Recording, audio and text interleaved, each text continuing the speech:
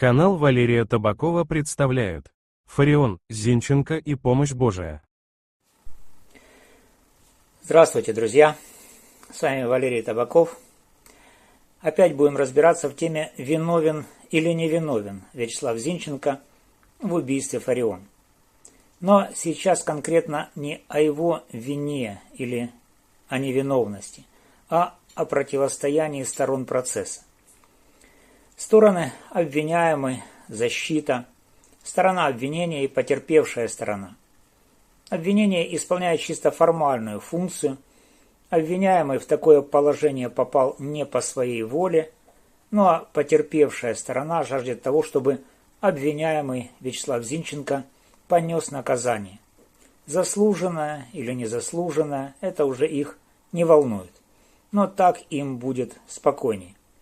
Процесс состязательный. Обе стороны, конечно же, кроме правосудия, уповают на помощь Божию. И вот в этом вопросе, конечно, стоит разобраться. Разобраться в том, какие позиции у сторон по отношению к Богу. Что касается потерпевшей стороны, то здесь все более-менее ясно. Это сторонники Украинской греко-католической церкви, прихожанкой которой была Фарион. Ну и, соответственно, нужно понимать, что такими же прихожанами Украинской греко-католической церкви являются и София Особа и ее дети. Ну и, конечно же, вся потерпевшая сторона, которая является последователями и сторонниками Степана Бандеры. То есть, фактически, можно говорить так, что выстрел в Фарион равен выстрелу в Бандеру. Другой вопрос – греко-католики. В одном из моих видео по позиции Фарион относительно христианской веры была проанализирована позиция Фарион с точки зрения национализма и его отношения к христианству. Является ли национализм, который проповедует Фарион, и в частности украинский, одновременно позицией греко-католической церкви? Фарион утверждала, что да. Но так ли это на самом деле? Это большой вопрос. Поэтому я этот вопрос задал священству греко-католической церкви, украинской, и попросил их поучаствовать в публичной дискуссии со мной по вопросу взаимоотношения христианства и национализма. Понятно, что никто из священства Украинской греко-католической церкви на открытую публичную дискуссию не вышел. На дискуссию по поводу того, что приписывала Украинской греко-католической церкви Ирина Фарион.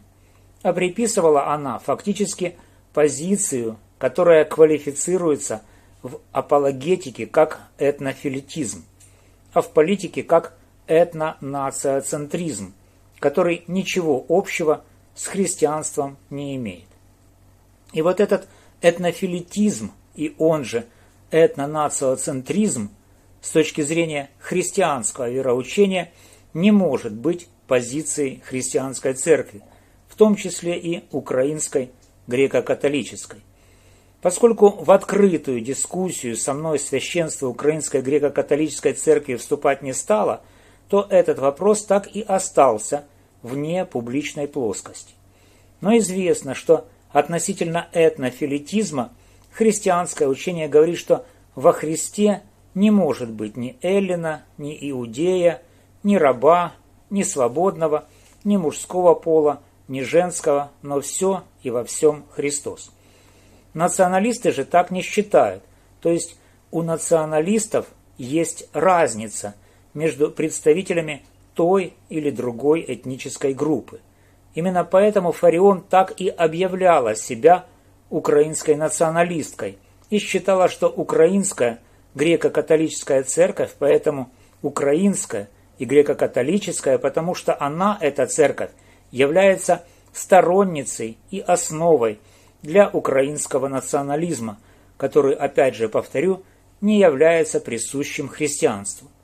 Христианство отрицает этнонациоцентризм в какой бы то ни было форме – еврейской, греческой, украинской или какой-либо другой.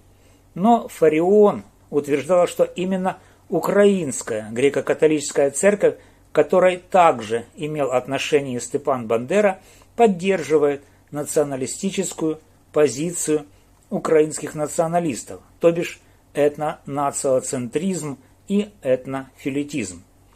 В частности, по утверждению Фарион, такую же позицию занимают УПА, ОУН, ну и так далее и тому подобное. Поэтому я и хотел обсудить с греко-католическими священниками именно этот вопрос, выяснить, действительно ли они поддерживают этнонациоцентризм или этнофилитизм. Как это явление называется в православном вероучении о ересях. Но исповедовать устами ко спасению греко-католики не захотели. Они, как бы это помягче сказать, оказались в этом вопросе не орлами. Но вернемся к процессу. Что касается стороны защиты и обвиняемого Вячеслава Зинченко, то сам обвиняемый не проявляет никаких признаков своей религиозности, то есть своего отношения к христианству и вообще к религии. Но такие признаки проявляет его мать.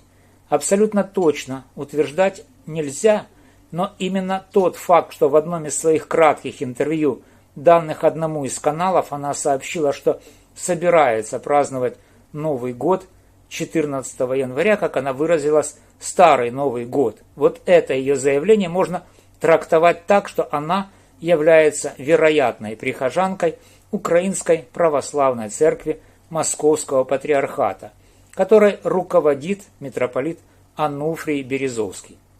Украинская же Церковь Московского Патриархата административно подчиняется Русской Православной Церкви, и все архиереи Украинской Православной Церкви являются членами Архиерейского собора Русской Православной Церкви.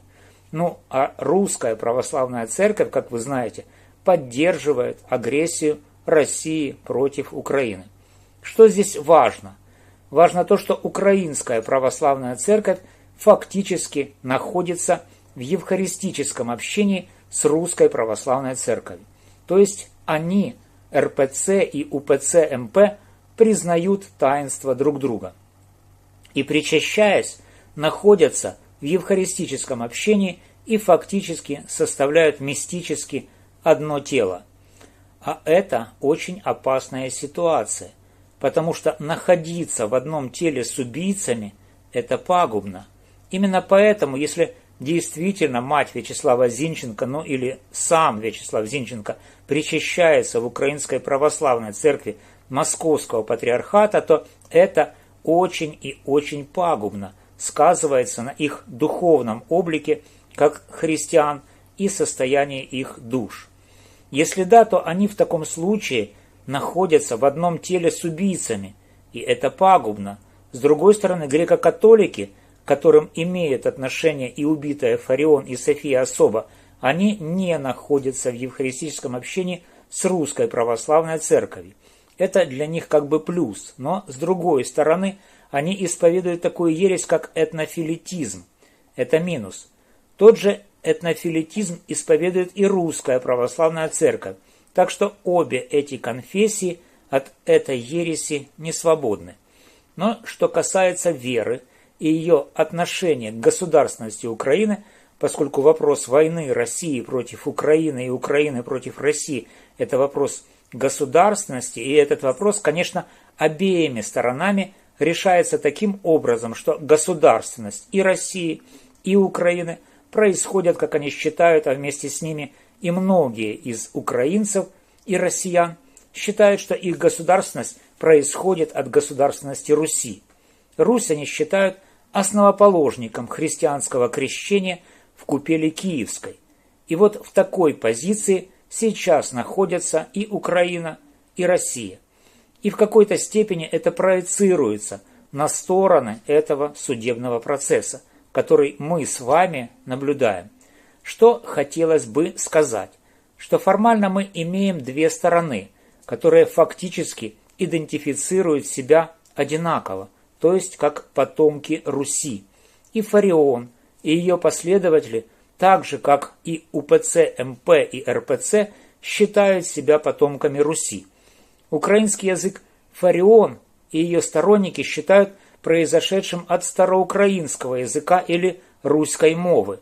Россияне же вместе с РПЦ и украинцы вместе с УПЦ МП и всеми остальными также считают, что Киевская Русь и Владимир Креститель Руси тоже их предки. Русь, а они являются потомками Руси. Итак, мы в виде русско-украинской войны фактически имеем войну одних потомков Руси против других потомков Руси. Русский язык, если кто не знает, имеет происхождение от церковнославянского языка, который фактически является староболгарским языком. Этот староболгарский язык – это язык болгар. Именно древние болгары, ну как древние, 7 век или чуть раньше, говорили на староболгарском языке.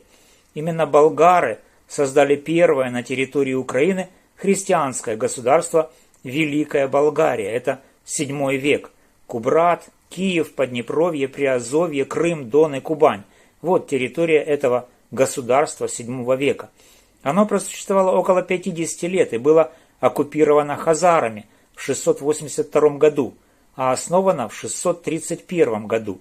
Хазары оккупировали это государство на протяжении около 200 лет.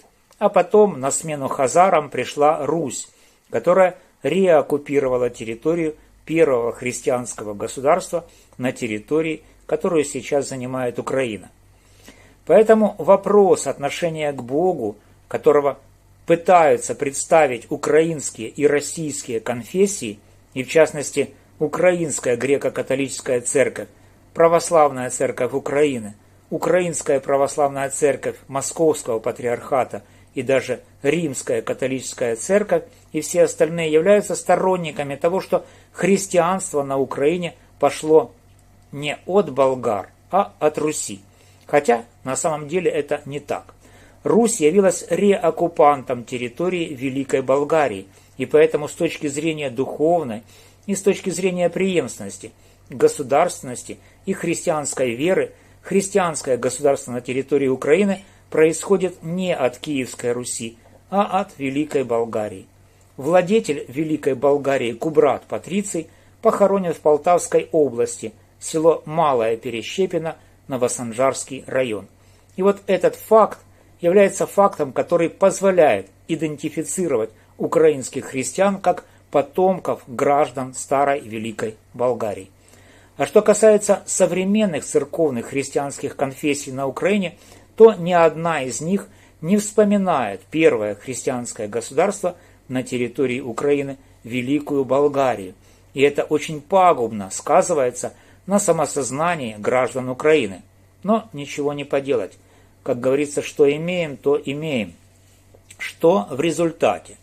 В результате получается, что во время коронавируса Кабинет министров Украины издал постановление о порядке проведения общественных мероприятий, к которым относится в том числе и богослужение.